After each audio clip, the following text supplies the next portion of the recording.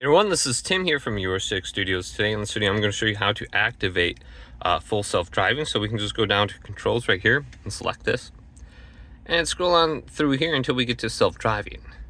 Now we need to tap this, and we have two different options on my Tesla right now. I have traffic aware cruise control. We might have this turned on. Maybe we just bought self-driving. We have to go over to this and it'll tell you how to use it pretty much. To activate, you have to press the right wheel in right here. A lot of times I just activate on the screen. It says start self-driving. I select it, so we can just go to yes right here.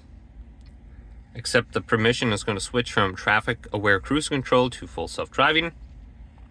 Now bring up your map, set a location, and there will be an option to select self-driving on the screen. And you should be good to go. You can see I've been using it quite a bit, about 1,000 miles total.